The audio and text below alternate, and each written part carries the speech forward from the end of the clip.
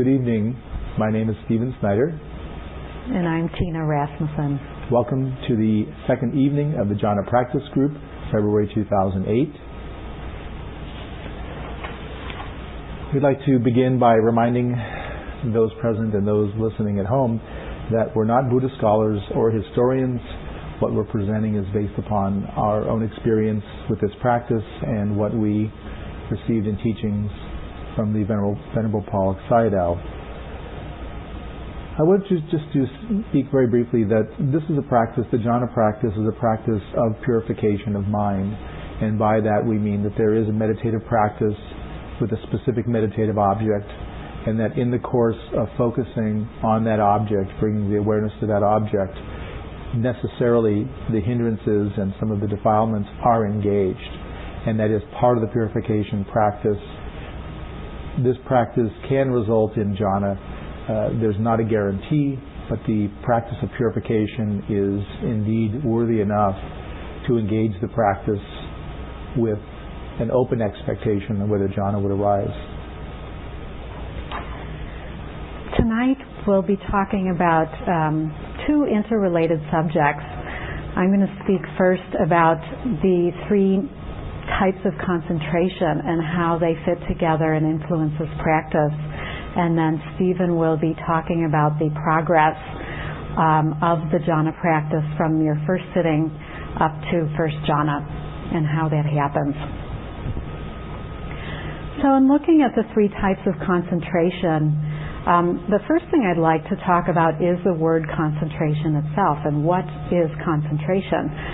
I think there are a lot of misconceptions about the word and what it is, because it is an English word and we have an everyday meaning for the word concentration, some of which isn't very helpful in doing this practice. As children, most of us were told at some point, concentrate on your homework, or things like that, which implied a certain straining, a certain efforting, a certain mental exertion and focus that was used in trying to get something done. And in this practice, there is an overlap between how we use the word commonly and the practice, but it's kind of a small overlap. Our experience and what we've learned from others about concentration as it applies to this practice is that concentration is really a faculty of the mind that arises naturally when in the process of focusing on a single object to the exclusion of everything else.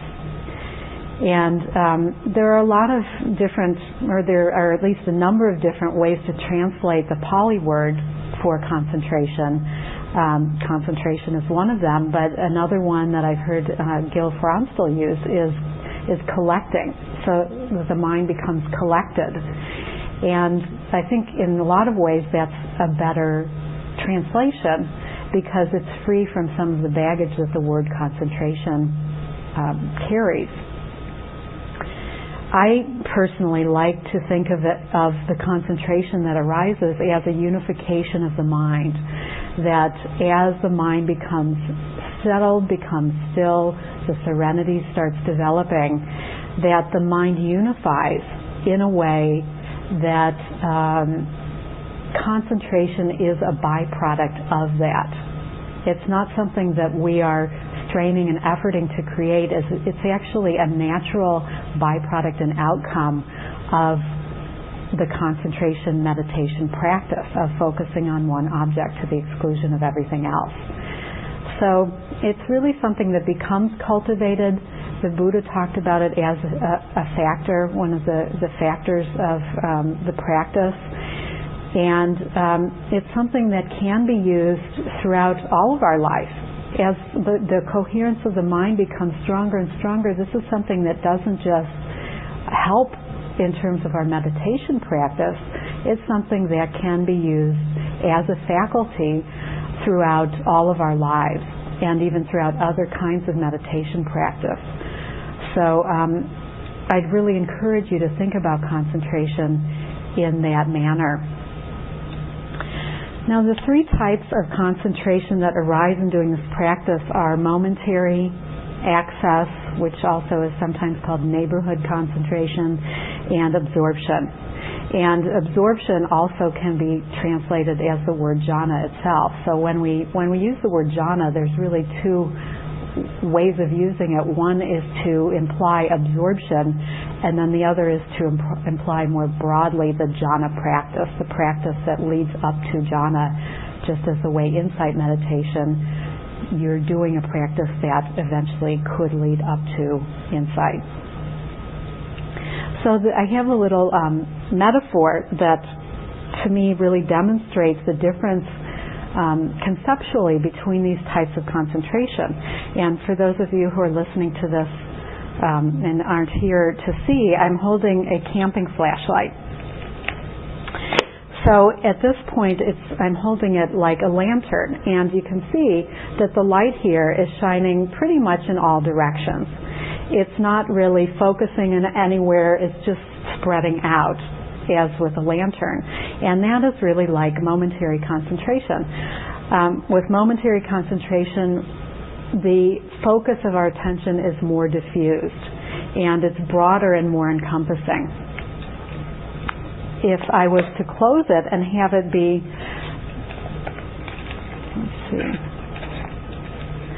be very broad and be a broad beam of a flashlight, you can see that here it's much more focused, but it's still very spread out.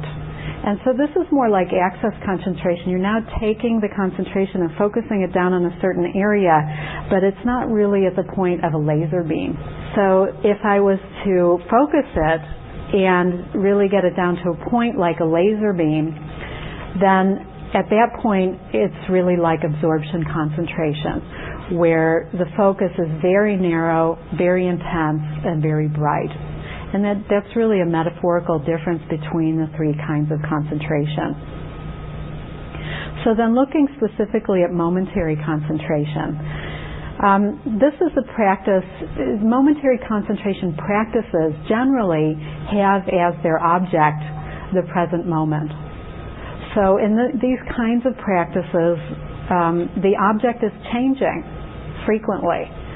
And this is what we know in our traditional Western practice of mindfulness, where whatever is arising in the moment ultimately becomes our object. So I might be aware of my voice, hearing my voice, and then maybe I notice that my knee hurts, and now I'm aware of my breathing. And so that you can see that the object is changing, but the continuity is the present moment. So there is one object, it's just that the contents of that object are changing. And so there isn't a possibility of an absorption arising, because the focus will never be that concentrated on one particular object. But there is still a huge amount of purification that happens in momentary concentration, and other things that can arise. And for example, in the Vipassana practice, there must be momentary concentration objects for insight to be arising in the Buddhist tradition. So that's momentary concentration. Then with access concentration, that's kind of the next level of intensity, there's a narrowing. And access concentration can actually arise using a momentary concentration practice. So you could progress to access concentration even using the mindfulness practice or other momentary practices. In access concentration, the awareness starts becoming unified to the point where the jhana factors are arising, where the hindrances are dropping, and where the unification of the mind is starting to intensify. Now, in the practice that we use for the jhanas, access concentration is really indicating a stability of the object and a continuity of staying with that object for longer periods of time. Then in absorption, assuming that the access concentration is is stable and continuous for enough time and with enough clarity, ultimately then absorption concentration can arise. And at this point, the awareness becomes absorbed fully into the object. There's enough stability and one-pointedness that the awareness becomes completely absorbed into the object, really to the exclusion of everything else. And that's really the difference between access and absorption. In absorption, the jhana factors are also of a sufficient strength to really create so that the absorption arises and pulls the awareness into it. There are a number of different kinds of practices for all of these, and in the Visuddhimagga, for example, there's 40 different objects just for the jhana practice, for concentration practice. So it's not so much about what the object is; it's really about the level of concentration that can occur with a certain object. For example, with Pāvāksayadao, there are objects in the far end of the shamatha practice that you can only get to first jhana with. You can't get beyond that. And there are some where you can only get up to access concentration. So a lot of the ability, how deep the concentration can get depends on what object is being used for the meditation. Mindfulness of breathing, the anapanasati, can take you all the way up to the fourth jhana. And that's what we start with in the teachings of Pāvāksayadao. There are a number of misconceptions about absorption. One of them is that absorption is some kind of trance or zombie state or something like that you're really just a zombie when you're in an absorption. And we want to really assure you that that is not true. When an absorption arises, the awareness is of the object. So there is awareness the whole time that the absorption is arising. But it's of the object to the exclusion of everything else. There's a real kind of locked-in sensation of the awareness being locked on the object. And so that is present the whole time that the absorption is arising.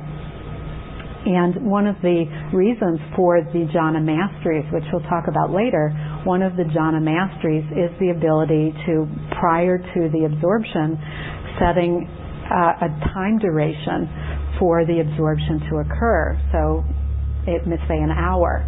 And then at the end of that time, the absorption will end and you'll come out and it will stop. And so, there are a lot of good reasons for having these masteries, one of which is the assurance that you will come out of the absorption. At the specified time. At the specified time, yeah. So, I think historically there's been, some people, because during an absorption there's a huge amount of purification, because the experience of the absorption arising means that there really isn't the same awareness of me. It's not like you're sitting there, I'm in an absorption. That's not the experience of it. There's an increasing level of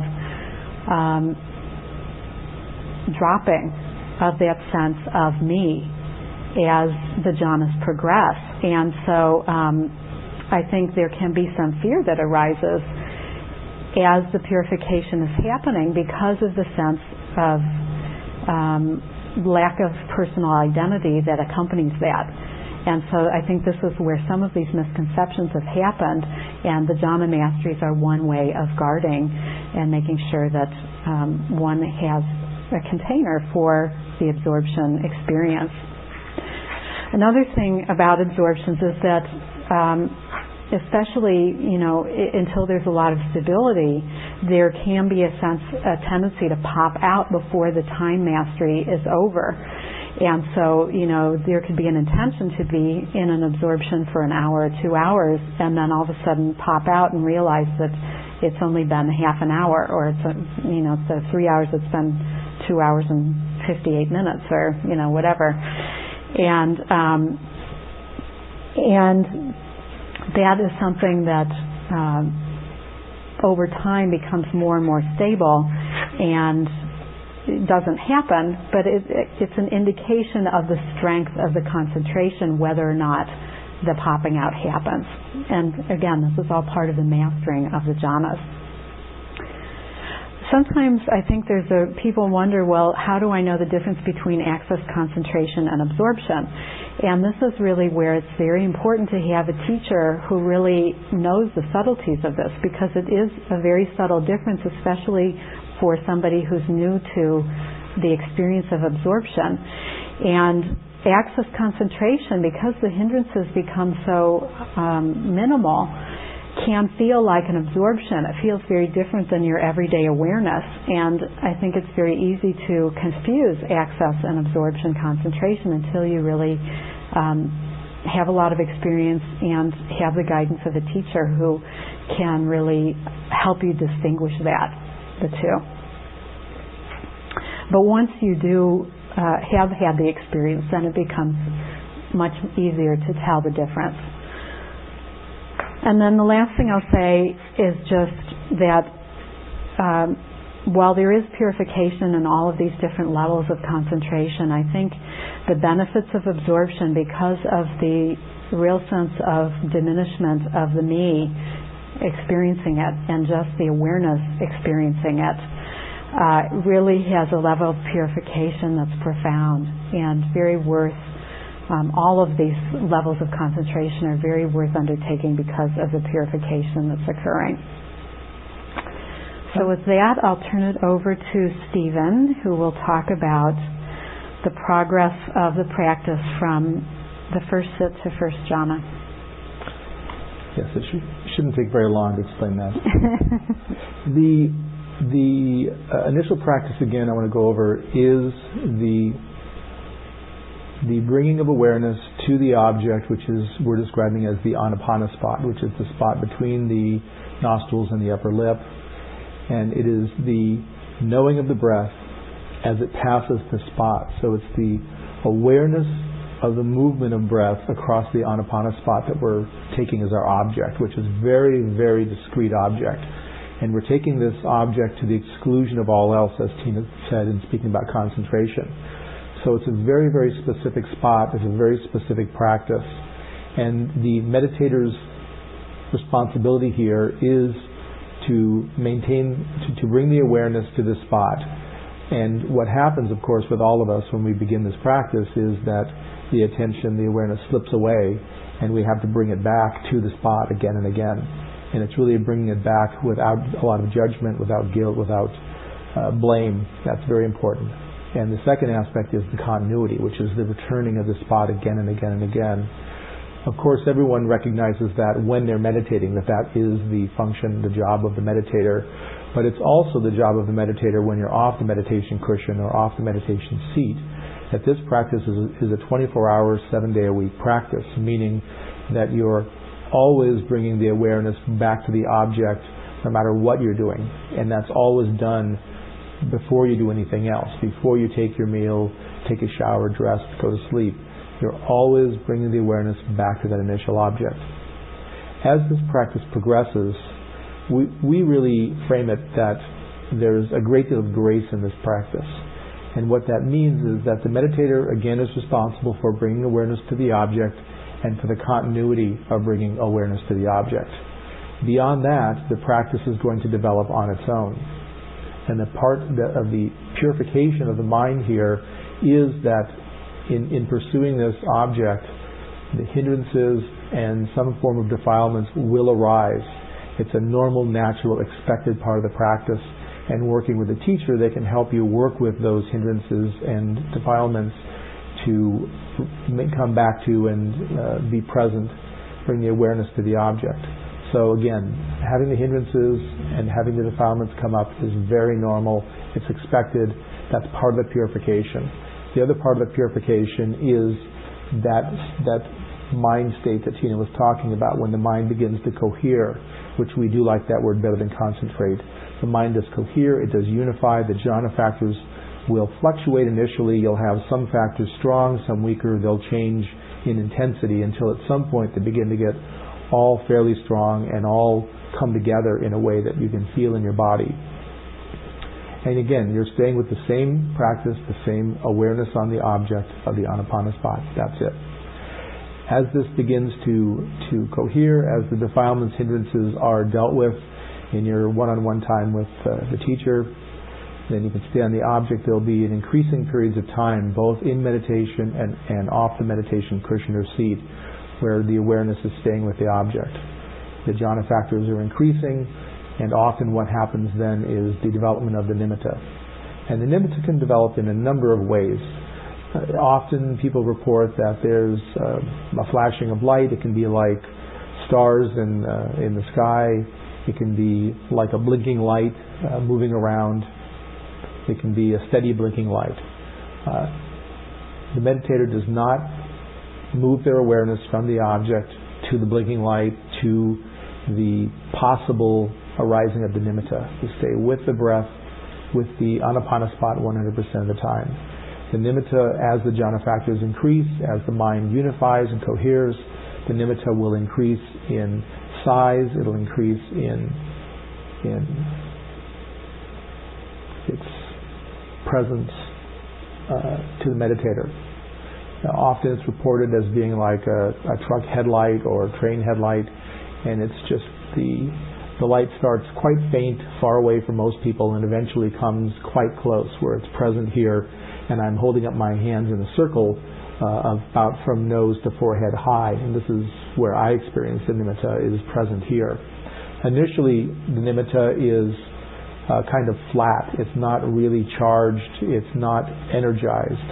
And as the mind moves from momentary to access to absorption, that becomes more electrified as the access concentration gets deeper and deeper. As that happens, what you'll find yourself doing, as we all do, is you'll try to chase the nimitta, you'll try to draw it closer to you. Everyone tries. When that happens, the nimitta usually fades, can break apart. You can have to go back to just focusing on the breath until the nimitta once again reappears. At some point, the nimitta does stabilize, and if the meditator stays on the anapanasati, maintains the awareness on the anapanasati to the exclusion of all else, the nimitta will draw closer and closer on its own, and at some point it merges with the awareness at the anapanasati, and we're calling that the anapana nimitta. Nimitta and the anapanasati merge. In my experience, it was as though the anapana nimitta became and the breath merged. So the anapana nimitta was the breath, was a kind of almost smoky breath, very, very thick in sensation and appearance to the wisdom eye, but in fact I'm sure if I'd opened my eyes I wouldn't have seen a smoky breath. But with the eyes closed and with the attention on the anapana nimitta, that's the experience I had. For Tina, there was a merging of the nimitta and the anapanasati, but it did not become a breath-like object. It was just a merged anapana nimitta. So the nimitta was engaged at the anapanasati. The meditator at that point, of course, the anapana nimitta is the object. The practice remains the same. The awareness is on this anapana nimitta. The jhana factors are still increasing and deepening and strengthening to the point that it's at some point in time which you won't control, the anapana nimitta will draw the meditator into first jhana. And the first jhana experience, as Tina said, is an experience that is different from the access concentration. It's not a mindless state. It's not a zombie state. There is absolutely an awareness of the jhana. There's an awareness of the object, which is the anapana nimitta it leads one, draws one into the jhana. There's absolute awareness of that absorption. And the meditator at that point will work with the teacher to develop the 5 masteries, as Tina mentioned. And ultimately, when the masteries are reached of the first jhana, then the student is instructed to approach the second jhana.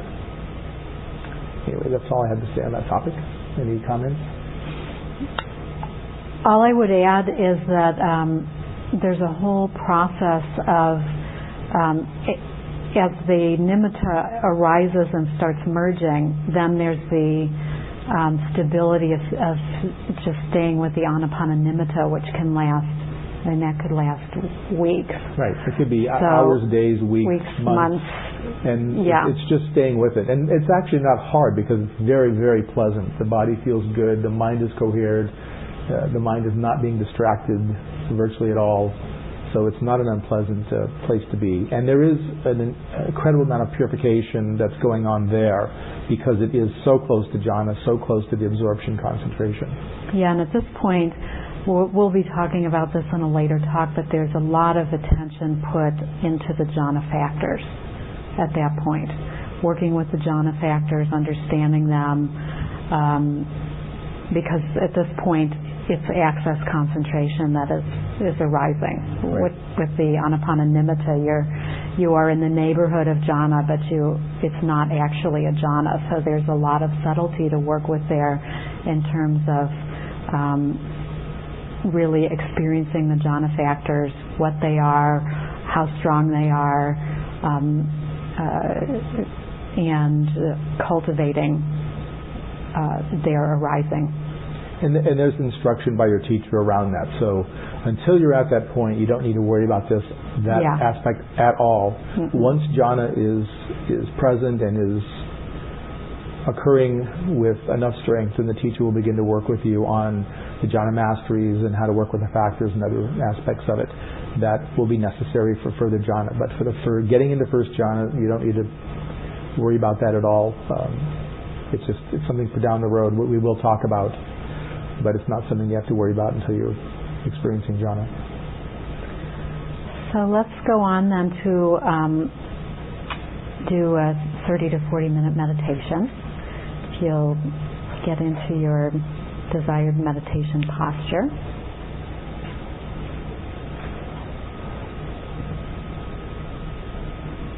Seated in an upright posture with your spine straight and your shoulder blades relaxed down your back and towards the floor, and your hands comfortably on your legs or in your lap, and with eyes gently closed, allow your attention to be lightly placed on the anapana spot. The anapana spot is between the nostrils and the upper lip. With your attention at the anapana spot, know the breath as it passes the anapana spot on each inhalation and exhalation. When the attention wanders from the anapana spot, gently return it without judgment or self-criticism. It's recommended that you begin concentrating the mind by using the counting of breath. The Sayadaw suggests counting from 1 to 8 and then back from 8 to 1, progressively with each inhalation and exhalation as a unit. For example, 1 in-breath and 1 out-breath is 1. Once the mind begins collecting, you can drop the counting if you like.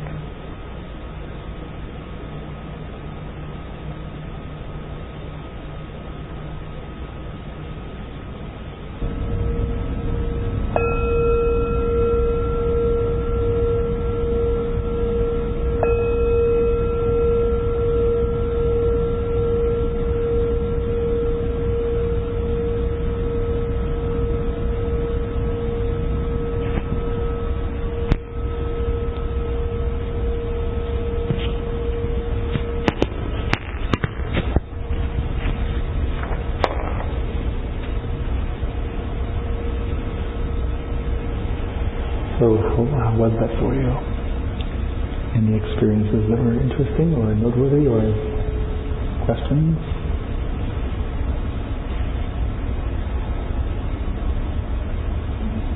How good?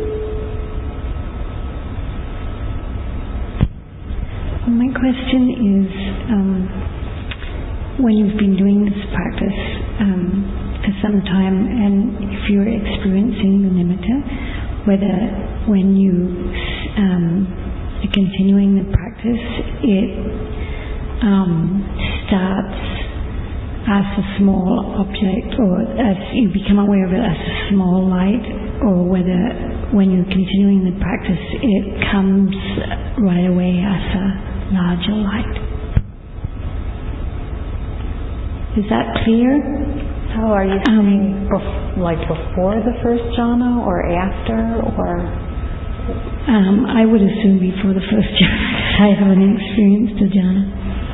Yeah. Well, the nimitta will strengthen as the continuity and the concentration strengthen. So it may start out, as Stephen was describing, being there and not there, or being very weak or small, or have different shapes, and then as the unification and the continuity strengthen, then it becomes more obvious, I would say. I mean, again, it's not the object, so you're not looking at it necessarily, but it will become stronger and stronger, and then at some point it's just always there. After, I mean, even before the merging, it could be there all the time and still not have merged. Okay, and so what I'm understanding that you're saying is that it can vary in its appearance as you're beginning the practice, and then it will become maybe more of a constant. Yes. Okay. Sometimes also when one first begins this practice, there can be some experience of lights, and that it's just a sign that the concentration is beginning and developing, and the stillness is starting. It's sort of a byproduct. So it's not necessarily the start of nimitta, and again, it doesn't make any difference to us because we don't give it any attention, or we don't pursue it in any way. Just stay with the object; it'll take care of itself. Does that answer your question?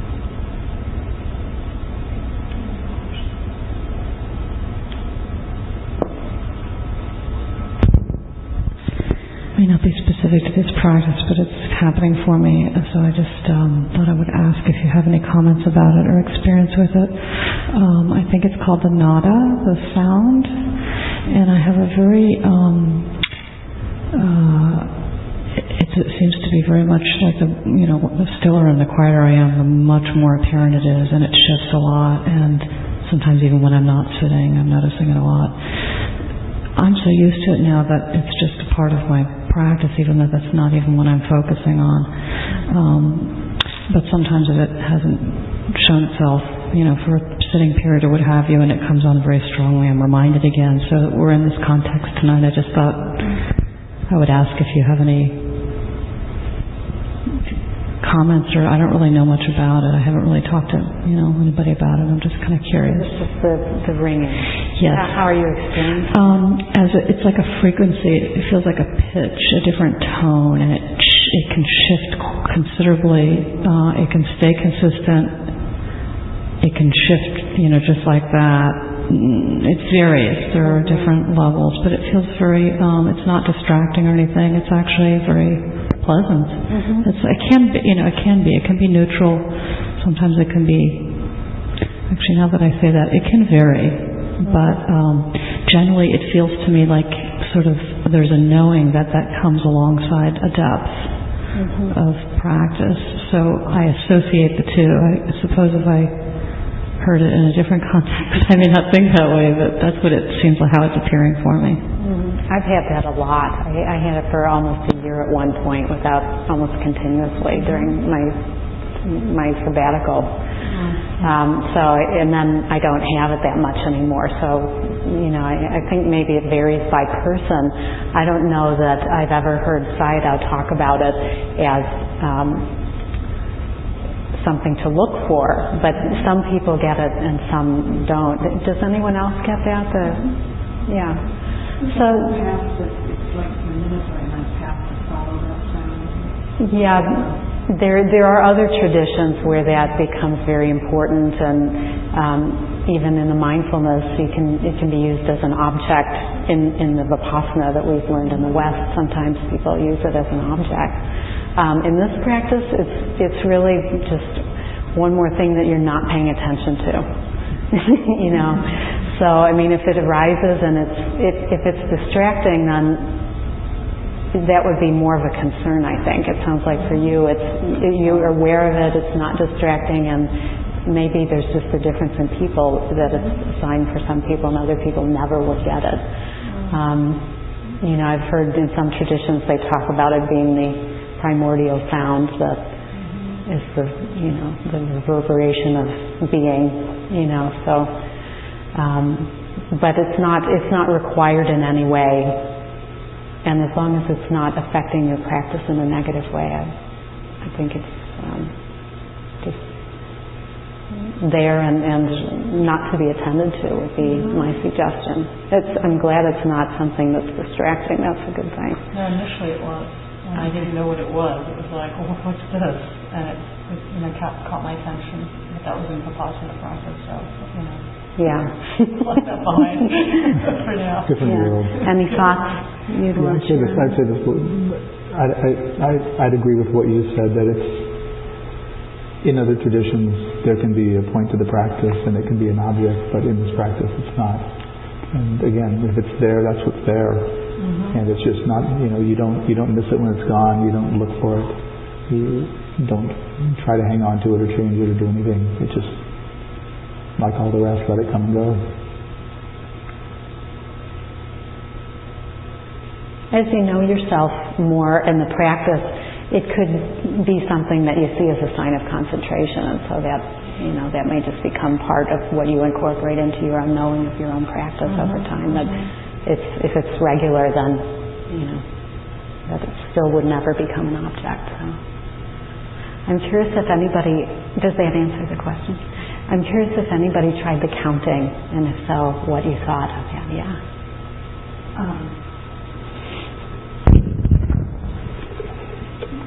It was really great for me because it helped me concentrate more. I mean, you know how you're being aware of the breath, and then, oops, I must not have been being aware of the breath. And also, it was. So that's why I feel like, maybe I should work with one of you, like this is all these little pointer things that can help you with it, you're not just. And then I had one other thing that I didn't have it tonight, but sitting reminded me of sort of like her sound thing. One thing I've been having is a little bit of, I call them kriyas, your head does some stuff, and I get some energy doing something. You definitely notice it, and it doesn't, make you wake up. But so I'm assuming it's the same as the sound. You kind of let it be. It's a purifying thing. Something's going on. Yeah, we don't know what it is, so we just. Okay. Sometimes we do, sometimes we don't. But even if we know what it is or don't know, we don't. And then how about the other thing that was more of a problem? Maybe this was a hindrance. Was just getting really charged up. And and then it was like, I want to stop now. So, but I've been meditating for an hour, so I'm like, okay, I'm going to stop now. But it was uncomfortable, and it was like, whoa, Nellie, and I'm glad that it hasn't been like that increasingly and every single time, and maybe that'll happen. What do I do? Would you characterize it as restlessness, or was it more bodily energy, or bubbling spring kind of, and so kind of like with menopause, like you want to be jumping out of your skin a little bit, or you feel kind of it was just a lot. But it wasn't like I'm going crazy and I can't pay attention to the breath. It was just kind of like didn't seem like a good thing. Well, I've had a lot of these weird phenomenon. So I don't know if it's anything like what I've experienced, but there's a couple things that can happen with this practice. When the jhana factors are arising, they can actually feel kind of uncomfortable. So and there's also restlessness, which is one of the hindrances. So as you understand yourself and your own practice more, there's a way to distinguish between those, and sometimes even the jhana factors can create restlessness because there's a lot of energy that can arise as there's a settling. There's also the energy that's arising from the practice and from not having to drain your energy with all the thinking and other things that we normally do. So I don't know which of those it is for you. Well, just hearing you say that makes me more comfortable that this is something that goes on, and maybe it's new to me, and then I'll be able to be sitting with it better. Mm-hmm. Yeah, restlessness in the body can be a hindrance. That I used to have it all the time when I first started meditating years ago and doing long retreats especially. That was the first hindrance that really hit me, was restlessness. And I just thought it would never go away. And I never have restlessness now. Yeah, I really thought it was never going to go away. I'd be sitting there day after day after day just squirming and, thinking that I could never sit for a long time. I never thought I'd sit for 2 or 3 hours. And yet there was something, again, that was being purified that isn't there now.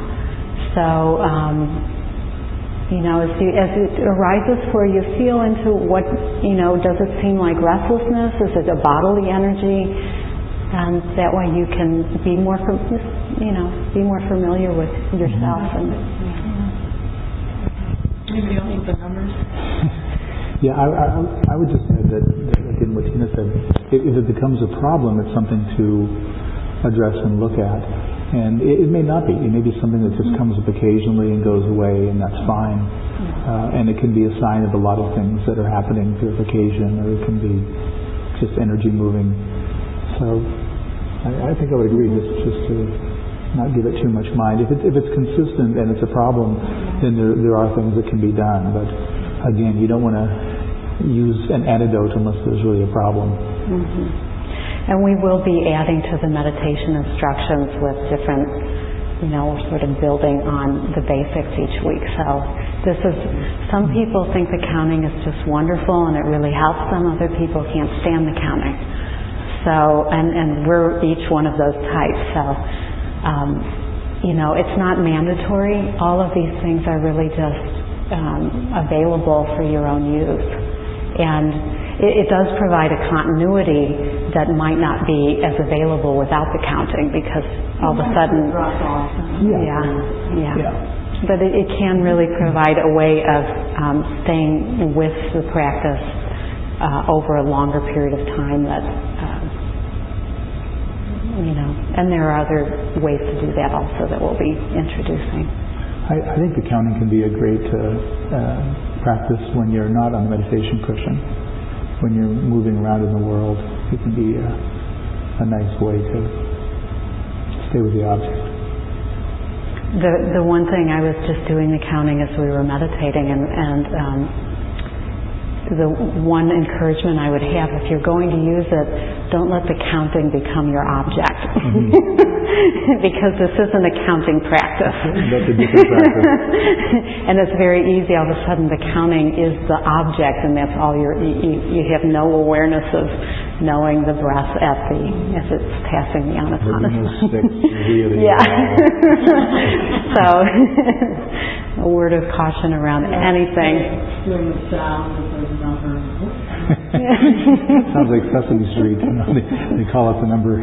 Well, this is part of the reason for not going beyond 8, is going back and forth. Right. Because all of a sudden now, last time I got to 27, well, I got to 100 this time, and it becomes a sort of race to beat your own record.